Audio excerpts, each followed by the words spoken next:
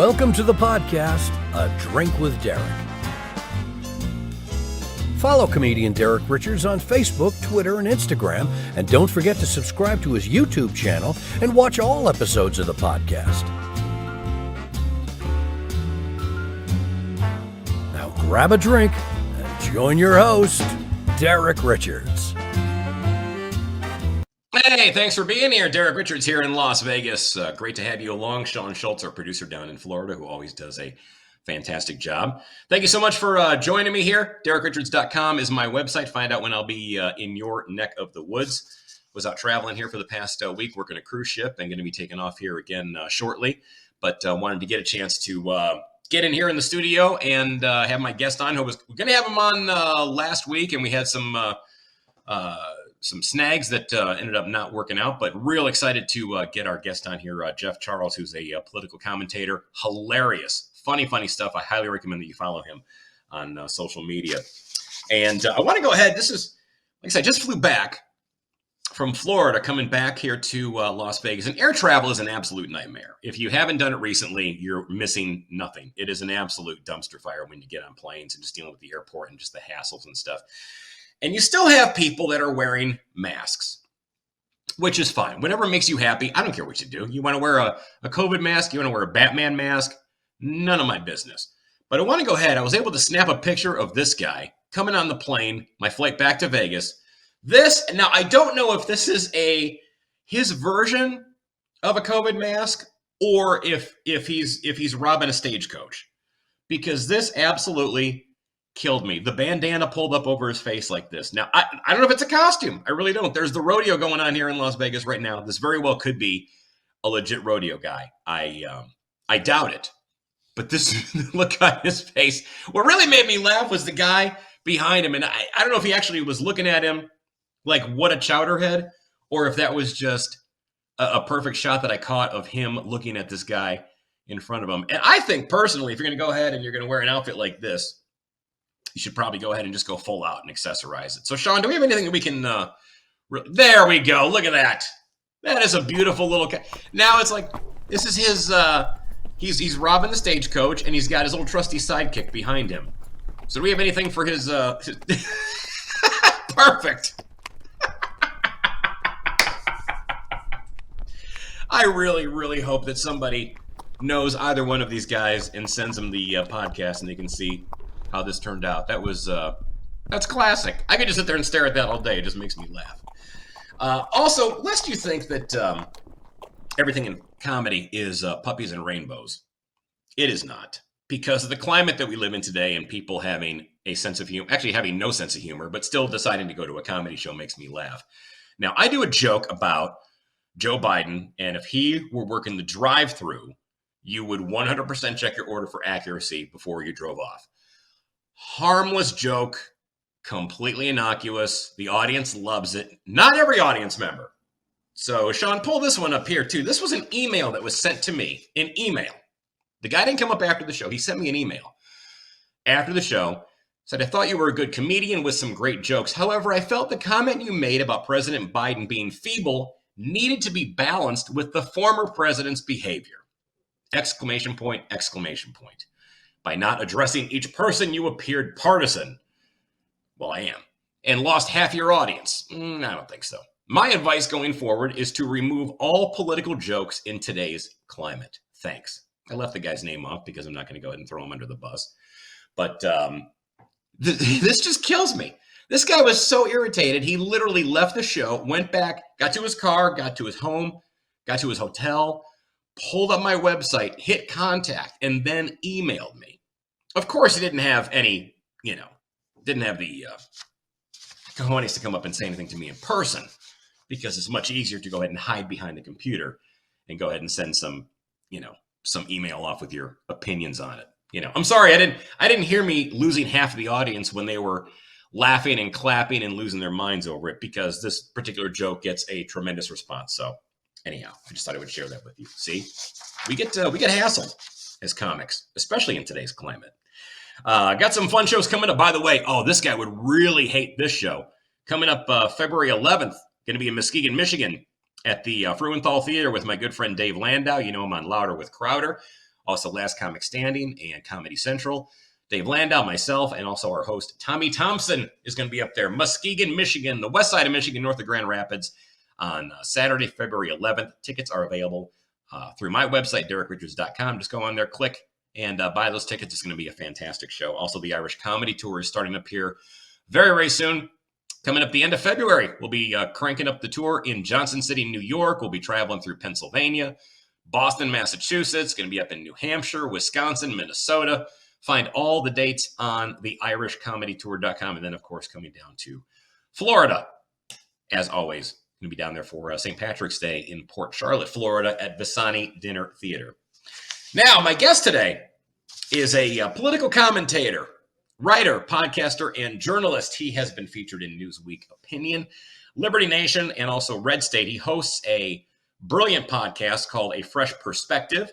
He's appeared as a guest on Fox News, Fox Soul, and The Hills Rising. Please join me in welcoming my guest today, Jeff Charles, here on A Drink with Derek. So let me start with you, Jeff, because I know you and I talked about this a lot. You wrote about it for Newsweek. What happened? You know, we were so sure that the crime wave was going to favor the Republicans, and that just doesn't seem to have materialized. Talk us through what happened. No, it didn't materialize. But here's the thing. I mean, the issue of crime was a winning issue for Republicans. So they were right to harp on the policies that contributed to the issues that we're seeing as far as crime goes over the past couple of years. But Republicans made the same mistake that they make on almost every other issue in every other election. Very good at complaining about what Democrats are doing, not very good about offering an alternative.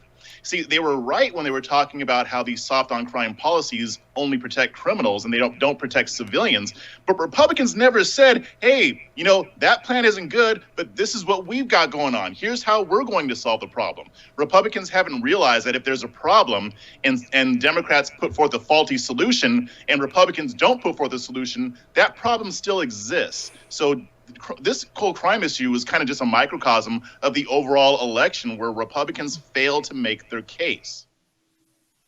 Jeff Charles here with me now. How are you, sir?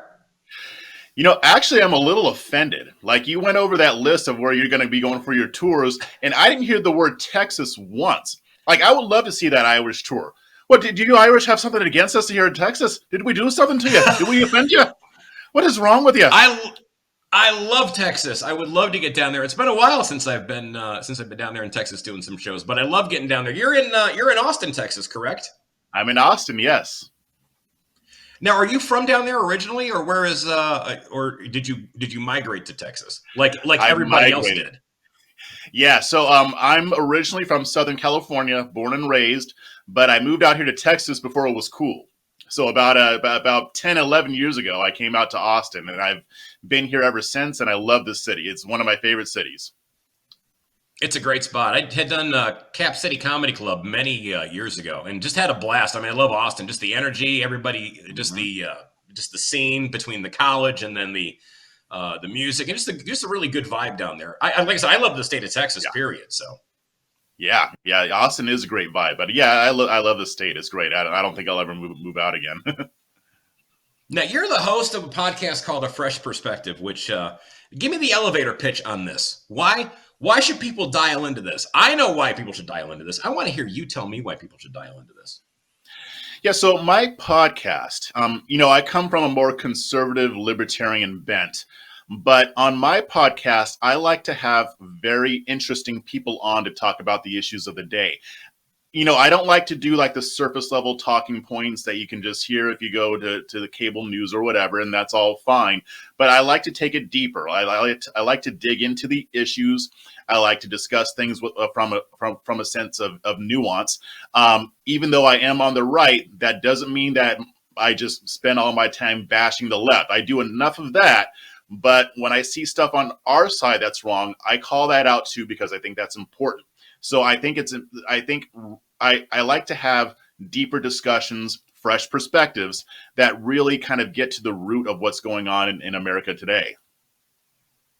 Well, and anytime you see somebody mention, conservative or to the right, I mean, I lean to the right, and I'm like you. I mean, I'm a right-leaning libertarian. It's fiscally conservative, morally liberal. But yeah, it's just how That's how I think. But it seems like anytime you mention something that involves if you make any criticism towards the left, you're automatically labeled some right-wing lunatic.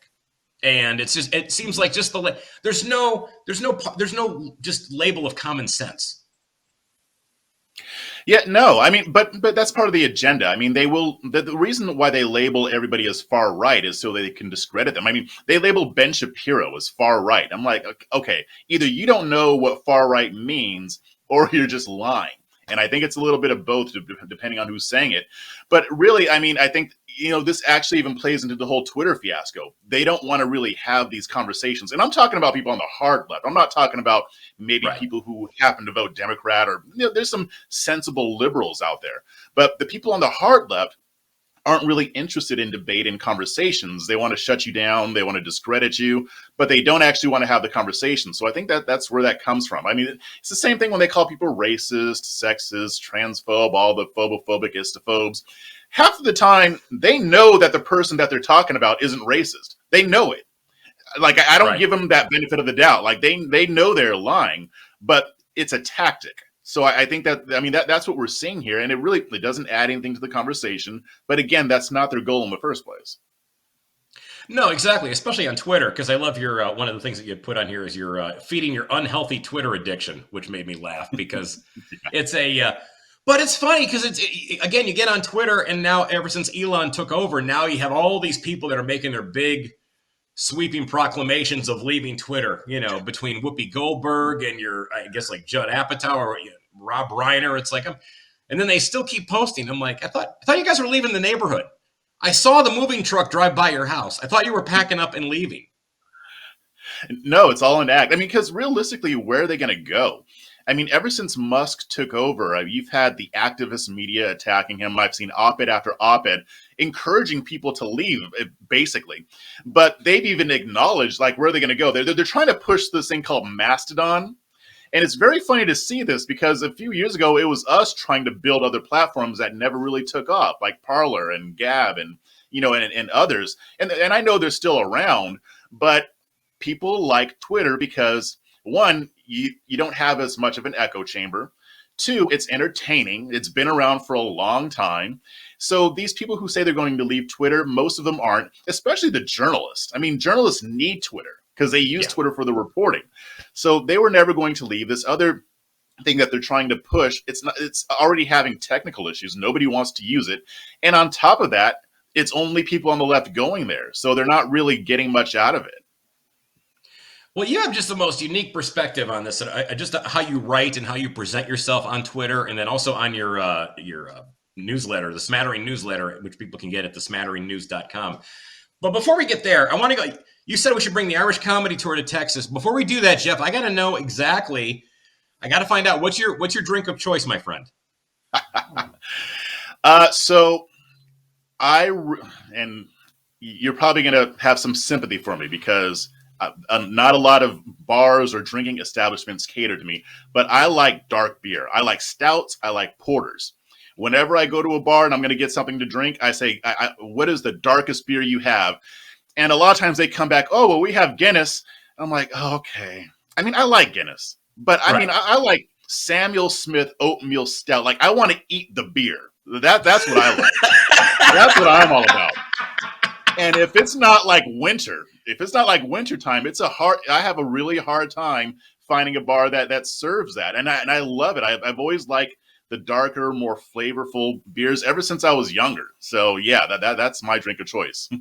There's one. Have you ever tried this one? It's from Founders. It's called it's like an oatmeal breakfast stout. You would enjoy that. Oh, I love it. Okay. Yes. Yeah, it's got coffee. It's amazing. I made the mistake of drinking that like late at night, and I didn't go to sleep.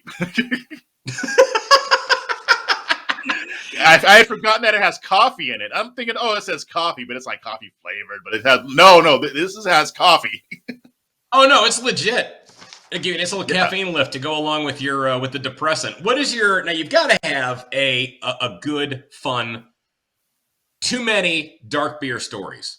A good drunk story that you're comfortable sharing with the masses. So It's actually, I mean, going back to the Irish thing, it's actually a story of not getting drunk, as funny as it sounds. So when I was younger, back in California, my friends and I, we'd go bar hopping in Pasadena back in the day. And one time I went out and my best friend, he was Irish and his friends were Irish. And we all just drank Guinness after Guinness after Guinness, even some Irish car bombs.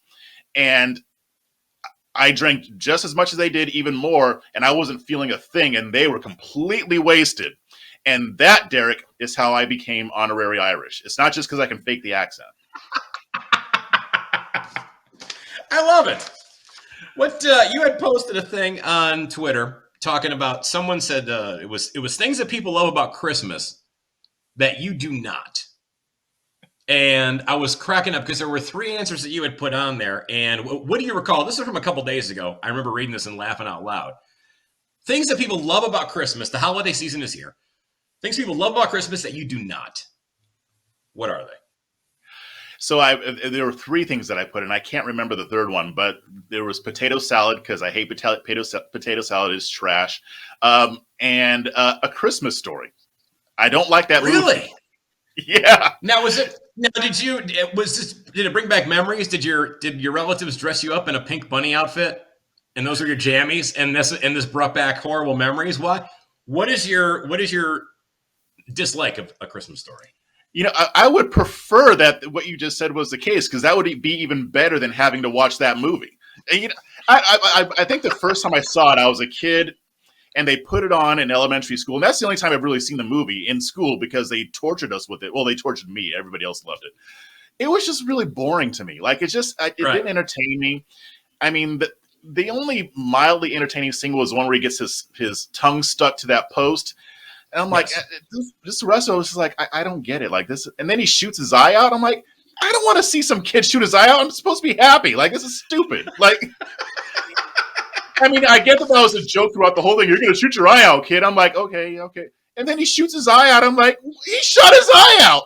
I'm a kid. Why am I watching this?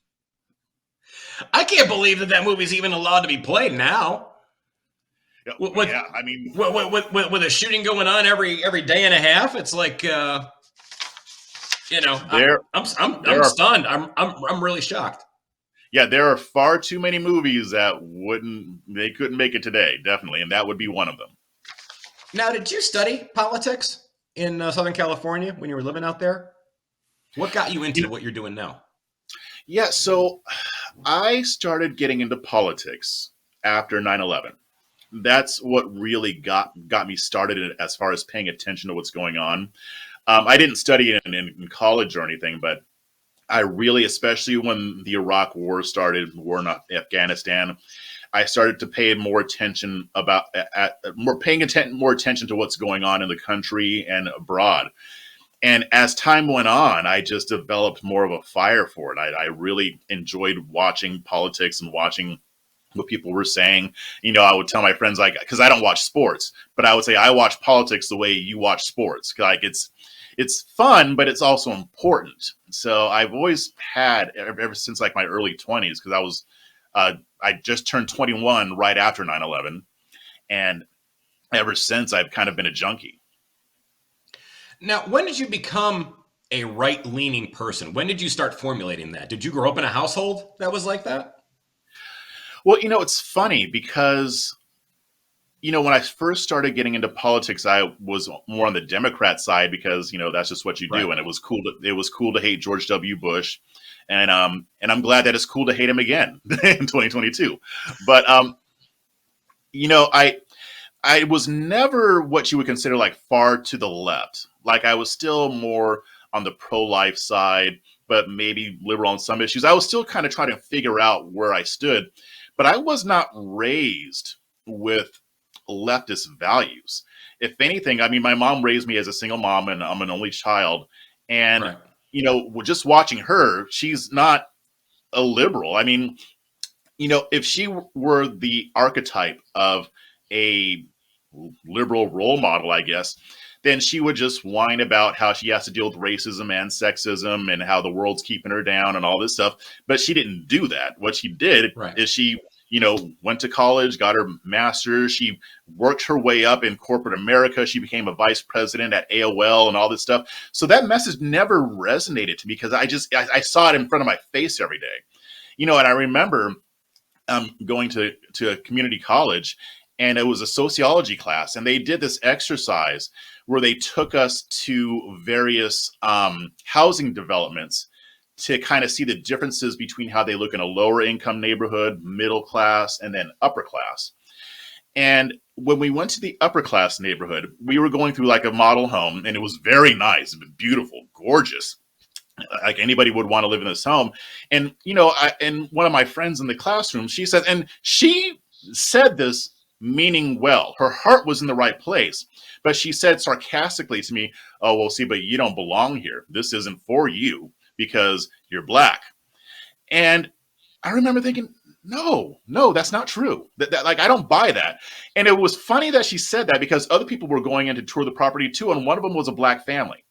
But it was a very eye-opening exercise, but her reaction still sticks with me, that's what she thought. And I get why she thought that, but that message that racism is, and the thing is, I believe racism exists. I even believe that racism exists in the government, local, state, and federal level. I may not agree with the progressive narrative on it, but I do think that there are huge issues with racism that we need to deal with. But but my ancestors didn't look at it that way. I mean, they did. I mean, they saw it as a problem, but to them, they weren't waiting for the government to not be racist before they decided to pursue what they wanted to pursue. You had Black Wall Streets all over this country. So long story short, I mean, it was just a realization that my values don't really align with Democrats. I mean, and then I would listen to a lot of talk radio. I would listen to Dennis Prager back in the day, Michael Medved, Hugh Hewitt. And, I would find myself arguing with them on some things. And, I didn't call in, but I just argued with them in my car looking like a crazy person. Right. And at least I wasn't wearing a mask, though, alone. But no. I would find myself, but then I would agree with them on most things. And I was like, I don't think I really align with Democrats. I think I align more with Republicans, even though I don't agree with everything that Republicans are about. So this happened over the period, I'd say my early 20s. And I would say I considered myself conservative by like 25, 26, 27, around there. And I'm 42 now. So, yeah. Well, you mentioned in the segment that we watched, when they were talking about crime and how everybody thought there was going to be this big red wave rolling in when the midterms hit. And then crime seemed to be one of the issues. To me, I think, I'm going to get your thought on this. I thought they lost it on abortion. Because for me, it seemed like I thought from my angle, I'm thinking, listen, if I'm going to be a Republican candidate and someone says, "What's your thoughts on abortion?" I would say, if it were me, I thought the best approach would have been, listen, I personally don't believe in it, but I also believe in the platform of my party, which is smaller government, less intervention. Listen, it's a tough enough decision for a woman to have to make. It's not my decision. But I think it should be something that is up to the individual, up to their physician, up to their family, however they want to handle it. And I just think the hardline approach where a lot of them were saying no exceptions, abortion's illegal, boom. To me, I think that's where they lost a lot of the, as we all know, the moderates, people in the middle that, aren't Republican or Democrat, but they were like, oh, okay, I'm going to lose another freedom. Yeah, no, bye. I'm not going to vote for you. I do think that abortion had a huge impact. That was apparent when we realized that the Supreme Court was going to overturn Roe v. Wade. And I do think that helped Democrats close that gap because Republicans were way ahead. I still think that Republicans could have done better if they had messaged better on these issues because they were put on the spot, about their abortion stances, and some of them don't believe in abortion in any circumstances except for life of the mother. But the Democrats also have a very extreme stance on abortion as well, because they were asked the question, do you believe in any restrictions on abortion? And a lot of Democrats said, they basically said, no, we don't. That should be between a woman and her doctor. But that's so both parties are kind of out of touch with what the American people believe about abortion, according to polling, because most Americans don't approve of abortion after the first trimester. especially the Right. third trimester. But Democrats, like you had Kathy Hochul, you had Katie Hobbs, who refused to allow for any restrictions. So that was kind of a double-edged sword. But in general, I think the abortion issue helped Democrats more than Republicans.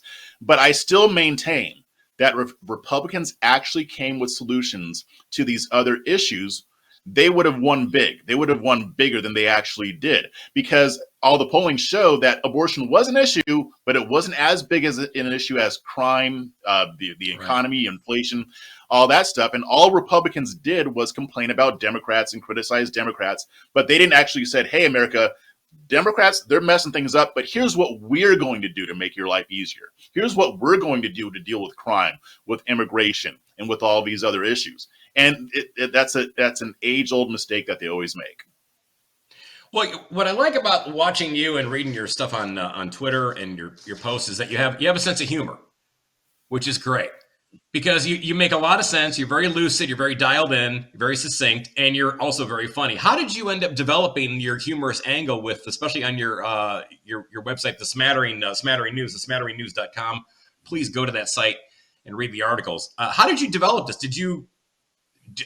Were there any writers that you were following, or was it just something that you just decided to inject yourself? It kind of happened by accident. I mean, I've always had a sense of humor, and I always try to at least inject a little bit of humor in the things that I say and the articles that I write. But it really started taking off when I started making up fake headlines that were exaggerated to the point to where people knew I was making a joke. It's funny. I actually looked back at my Twitter feed a couple of weeks ago. I started doing this in 2020. So I would put breaking, and then I'd put something ridiculous after it, and then people would laugh. And I started getting better at it to the point where it started getting shared, and I had a lot of them go viral because a lot of people think they're real. Most know that they're fake. I can tell from the analytics that most people know that I'm joking, but some people thought it was real because satire, especially in the Trump and post-Trump era, is very, very difficult to write, because the idea with satire is that you're making a point by exaggerating something to the point to where it's absolutely absurd, to where it's not going to happen. But nowadays, everything is believable. So I started doing more of those, and people started sharing them. I started getting a lot more followers from it. I had a bunch go viral. I even had one mentioned on a Greg Gutfeld show because a person thought it was real, and I felt so bad about it. But and I can tell you that story if you want. But yeah. So basically, if you remember when Glenn Youngkin won the race for governor, right? And yes. You remember how the Lincoln Project paid some people to pretend to be white supremacists in front of his bus. So right. When he won, I posted a tweet that said, "Breaking: Glenn Youngkin's campaign sends a fruit basket and thank you card to the Lincoln Project for helping them win the election." And I thought for sure, it didn't even occur to me that people would think it's real, but they did. It started getting retweeted and retweeted and retweeted, and I'm laughing. And my audience knows what I do, so they're in on the joke, and everybody's just having a great time. Lieutenant Governor Winsome Sears, who got elected too, even mentioned it. She said, "Hey, Lincoln Project, how'd you like that fruit basket that they sent?" I'm like, no, they didn't actually do it. That's hilarious. Yes. And then so it keeps going. I mean, there was a couple like smaller media outlets that covered it, thinking that it actually happened, not the big ones. Then the next day, it's still going. People are still retweeting this. And somebody goes into my DMs and sends me a clip of Guy Benson, who's actually a colleague of mine from Town Hall. I work for Red State. And he went on Greg Gutfeld, and they were talking about Glenn Youngkin's win. And he says, "You know what? I heard that Glenn Youngkin's campaign sent a fruit basket to the Lincoln Project." And I'm like, no, that was great. And so I'm like, I need to get in touch with this guy to tell him it was a joke. And right when I was going to start tracking out his phone number, one of my editors, Kira Davis, a friend of mine, she tagged him and said, "Hey, Guy, this is one of our knucklehead writers who was making a joke." And then it turned out that he had figured it out after and mentioned it on his podcast. He was a good sport about it. But I was like, man, I can't believe that it went that far. Because, I mean, to be honest, if I was part of Glenn Youngkin's campaign, I would have sent the damn fruit basket because that would have been a master troll. But it was just so crazy how viral that went and how far it went. And so when I started, I was like, man, I can really like reach people with this stuff. I get that some people are going to think it's real. You know, Scott Adams always says about 30% of the population doesn't have a sense of humor, so they don't get comedy. But the most people got the joke. So I started doing it more. I started honing it. I actually started studying comedy, Derek. I started studying what you do. I read some books, and I still study it about how to make jokes and stuff like that and how to write satire. And I started getting better and better and better at it. And a couple months ago, I was like, you know what? Maybe I should just figure out how to maybe monetize this. And so I was like, I should write some more satire articles because I had written satire in the past, but not a whole lot. And I'm like, you know, I should just do a satire site where I have all my breaking stuff, but I actually write short articles about it. And then I can get it to the point to where I can monetize it. So that's where the smattering came from. Well, the best part about it is people can read this stuff and listen, you can see where some people would almost believe it to an extent. Just because it's so, again, in our society today, everything is so ludicrous, so ridiculous. Mm-hmm. And I've read some of your stuff on Twitter from the smattering, and I'm looking, I go, is that no? For a half second, like my brain stops and went, that probably could happen. So I love how you walk that ledge of believability just to the point, and then if you go ahead and you read further into the article, you're like, okay, this is just hilarious. Yeah. And there are people who get mad at me about it. They're like, oh, you're spreading fake news. Now, it's mostly people on the left because they just don't like that I'm making fun of them. I mean, I make fun of the right too. But they just don't like me making fun of their people. If I wrote a satire that people thought was real about the right, they'd have no problem with it. But, you know, I've got some people mad on the right too. I mean, a lot of people who are older, you know, they don't understand how social media works. And I get it, but my thing is, I'm not the only one who this has happened to. I mean, people have thought the Babylon Bee was real. Even the Onion, which has been around for decades, there are sometimes people who think that that's real. So there's always going to be people who don't get the joke, and I'm not going to stop doing it just for those people because most people get the joke, or they end up getting the joke. Like I have a lot of people say, I thought this was real at first. I didn't know what you were talking about, but then I realized that it was a joke. So most people get it. So, I mean, it is what it is. Well, I always say comedy's not for everybody.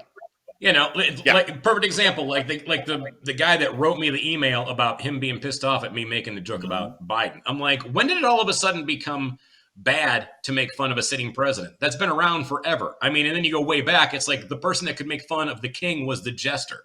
So it's like, seriously, when did all of a sudden everything just goes sideways? I think it's high fructose corn syrup, to be honest with you.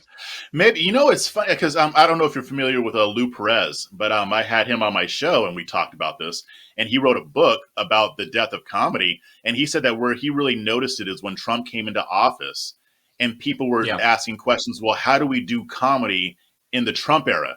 And to him, he was like, what are you talking about? Like, why would you change the way you do comedy because there's a president you don't like?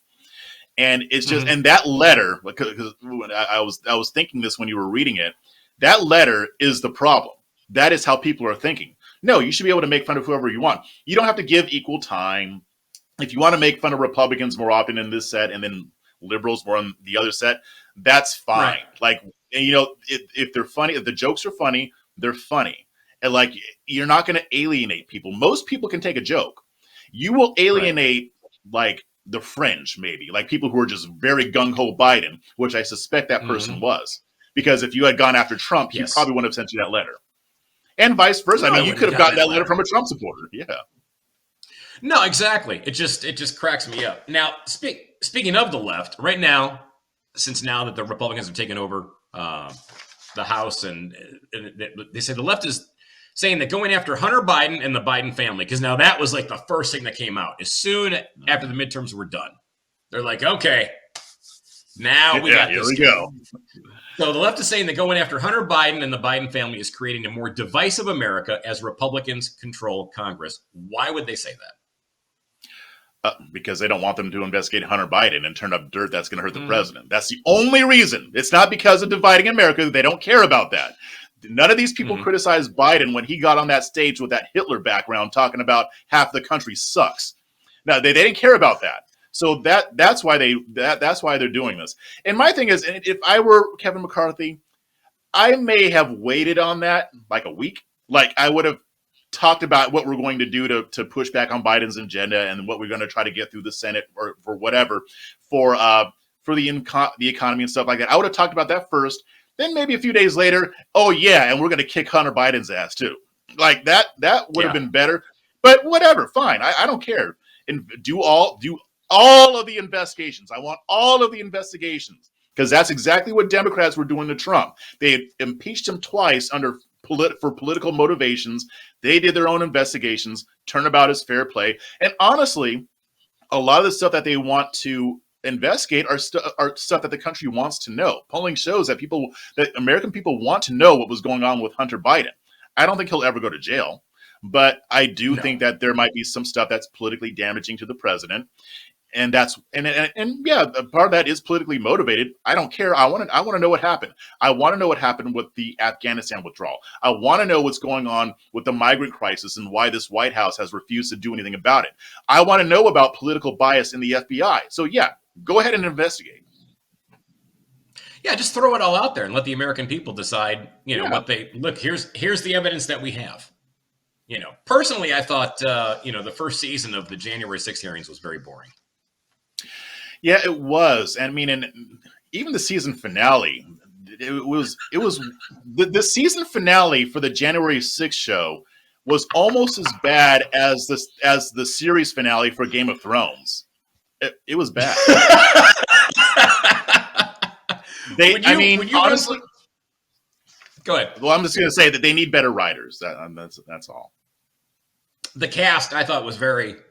I was not impressed with the cast. I didn't think that Liz Cheney as one of the leads would have been my choice, but yeah, well, what are you gonna do? I know. Would you run for office? No, not anytime soon. Every time I get asked that question, I say I haven't lost my mind yet, so no. Like that may be something I consider when I get older, but nah. You make the most sense of anybody. Now, Trump is running in 2024. Is this good or bad? And why? Oh man, I don't know that, man. I don't know yet because it's still early. When it comes like the big debate is Trump versus DeSantis. DeSantis hasn't indicated that he's running yet, but he might run. Right. And I lean slightly, ever so slightly towards DeSantis. I'm not fully in that camp. I could be persuaded. I need to hear more of what he has to say about foreign policy and other matters.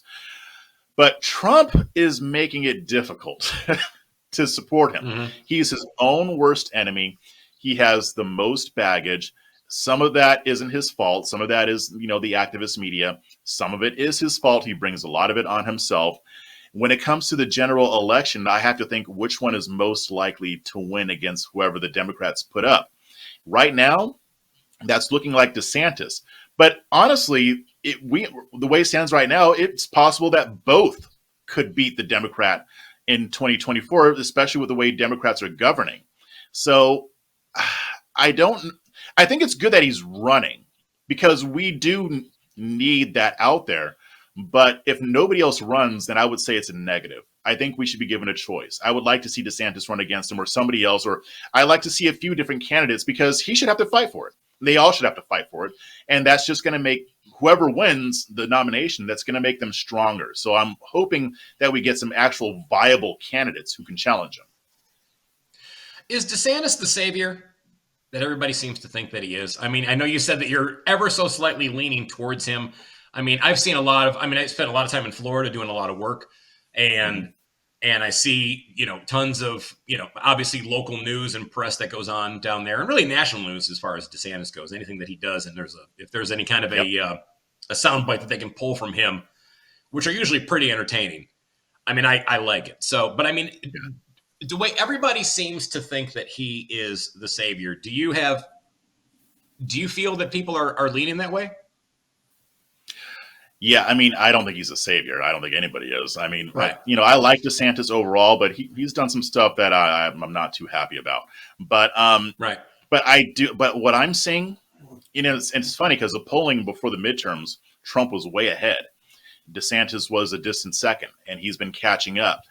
And what the polls are showing now is what I'm seeing. A lot of people, they like Trump, but they're ready for somebody new.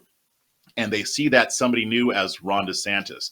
So I think that it's going to be interesting if he does throw his hat in the ring, because especially if Trump keeps making these stupid errors like dining with the white nationalists without knowing it, and then afterwards not disavowing it. I mean, I'm sorry, that's a bad move. He gets bad advice. And he follows it, and he makes dumb decisions sometimes. And that's why I say he makes it hard to support him, because I could be persuaded in his direction, because part of me would rather him than DeSantis, just because I think Trump would be less statist than DeSantis. But if he's making errors like this, he's not going to get elected. So to me, I think a lot of people are just, I think there's a lot of Trump fatigue going on. They're tired of the drama. Even though they like him and they like what he did, they would rather him pass the torch to a younger person like DeSantis. And that's the other part of it, too. People are tired of old men running our country. I mean, it's either old or older. I mean, so I think people are looking for a younger face. I mean, I think, and I get it. I mean, you don't want all these old people running our country for the past 8 some odd years. So, yeah, I do think that DeSantis is definitely a contender if he decides to run. I don't think he's going to fix all the problems that we see, though. I've never heard the phrase Trump fatigue. You should go ahead and copyright that. I like it. I've never heard that before. Yeah, it's a thing. It was especially on when he was president. And I think some people think that was the reason why, one of the reasons he lost, because people were just tired of the drama. And again, he caused a lot of the drama, but a lot of the drama was caused by the people who hate him too. So somebody like a DeSantis isn't going to galvanize progressives and Democrats like that, because they just don't hate him as much. I said Trump was like a Maserati without a muffler. Yes. It ran well. It was just really loud and annoying. Yep. Yeah. I think that's a perfect description. If you just would shut up and not shoot yourself in the foot every time. Let me ask you this here too, because the internet is such a fun and vile place at the same time. As a conservative man of color, do you get trolls? Yeah. Yeah, all the time. Really? And now how do you handle that? Okay. So the way I handle it, and actually this is the advice that I give to any person who's trying to get into social media or to become an influencer.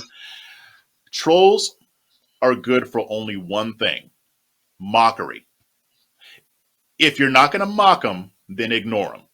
Now, not everybody's brand is about mockery. Like I can get away with that because that's part of what I do. I make fun of people. Right.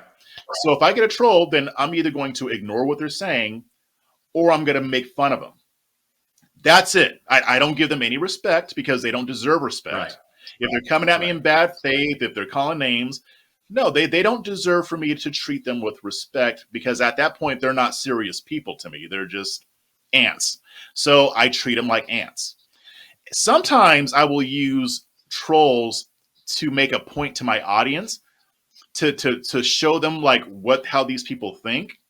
But when I do that, I don't even address the person. I'll just quote tweet and says, this person, blah, blah, blah, blah, blah. And that's it. Right. But I don't engage with them. I don't take them seriously. I don't engage with what they say. I'm either going to mock them, use them as a lesson, or I'm just going to ignore them. That's it. Don't ever take them seriously. Don't ever give what they're saying any credence at all, because they don't deserve it.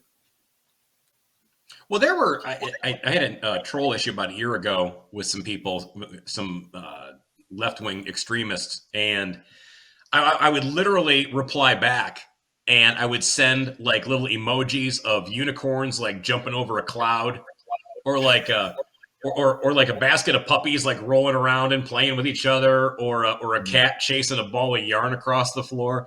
I'm like, you know what? Fight crazy with crazy. It's like they're gonna go, oh, he replied, and then it's a unicorn jumping over a rainbow. Like, what the hell's he doing? Yeah. See, and that's perfect because you're starving them. You're not giving them what they want. You're either giving them nothing or you're giving them what they don't want. Yeah, which is a great way to handle it. Now, I want to ask you this as we wrap up here. By the way, Jeff Charles, his podcast is called A Fresh Perspective. Please go ahead and grab that. It's a brilliant podcast. Also, his news page, the SmatteringNews.com, the Smattering newsletter. You can see snippets of it on Twitter, but go ahead and click on the link and check out the website. What would be, thinking of the humorous angle of Jeff Charles and the Smattering, what would be your dream cabinet? I'll give you 6 positions, and you go ahead and tell me your dream, whatever it could be. And it could be whoever. Doesn't have to be a political person. Doesn't make it. Let's start off with the president. Who would be your dream president? Oh, wow. My dream president. Could be anybody. I'm going to go with Thomas Massey. Okay. Libertarian.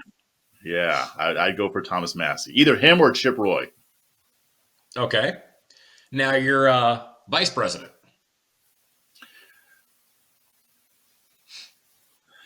Vice president, I would probably go with, let's go with Kristi Noem.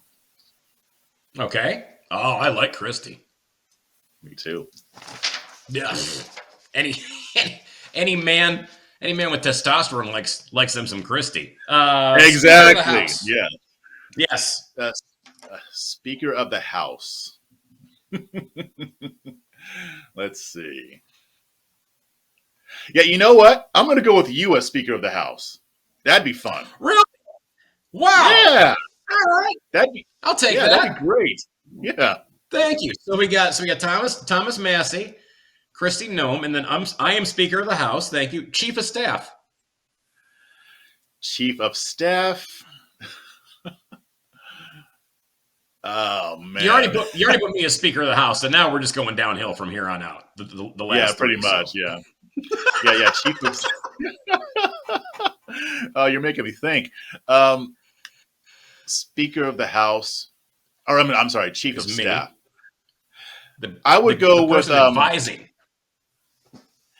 Yeah, I would go with Pastor Daryl Scott. That would be hilarious. We need the nation's most ratchet pastor in the White House, definitely. And finally, your last two, your Secretary of State. Secretary of State. I would like Snoop Dogg. I think if you're going to send somebody to deal with heads of state elsewhere. Yeah, I mean, he gets along with everybody. Yeah, either him or Martha Stewart as Secretary of State. Okay. Okay. And finally, your Defense Secretary. I know. Okay. I like your cabinet. Yeah, Defense Secretary. Who is in charge of keeping this nation safe, Jeff Charles? I'm going to go with Tyrus from Fox News. I can't remember his last name. He used to be a wrestler, but he's on Greg Gutfeld show all the time. He's huge. Yes, he's on Gutfeld all the time. Yeah, big dude. That'd be perfect. This is we wouldn't even jacked up looking. Yeah, if we either had him or Chuck Norris, we wouldn't even need a military. This is one jacked up looking cabinet that I would approve of. Good. Jeff Charles, man, I can't thank you enough for your time. I know you're a busy guy down there in Austin, Texas, again, with your podcast, A Fresh Perspective. Also, the Smattering newsletter on Substack. Go to the SmatteringNews.com and also follow Jeff on Twitter and Instagram at Jeff on the Right, as you saw on the screen. My friend, thank you so much. I look forward to talking with you again sometime, man. It was a great conversation. I appreciate you. Definitely. Thanks for having me on. I had a lot of fun. You got it, man. Thanks, buddy. Appreciate it. Jeff Charles. Thanks. His podcast, A Fresh Perspective, also the SmatteringNews.com is his website. Thank you so much for joining me here today. We've had a fun show as always. Please follow me online at DerekRichards.com. Also, go ahead and check us out. Let me see. My album, Double Down, is available. You can pick that up wherever you go ahead and download your music, iTunes, Spotify, as well as Amazon. And then also going to be in Muskegon, Michigan, with my good friend Dave Landau and also Tommy Thompson on Saturday, February 11th at the Fruenthal Theater. Go to my website to get tickets for that. And also the Irish Comedy Tour starting up the end of February. And now we've got to come down to Texas. I think we should do a show in Jeff Charles's house. I would do that. I'll bring some thick, dark beer, and we will get lit up at Jeff Charles' place, theirishcomedytour.com, starting off in Johnson City, New York. Going to be in Peekskill, New York, also Red Wing, Minnesota, heading up to Wisconsin, doing some shows there, down to Florida and Port Charlotte, Florida, as well as Largo, Florida. Adding dates all the time, theirishcomedytour.com. My name is Derek Richards.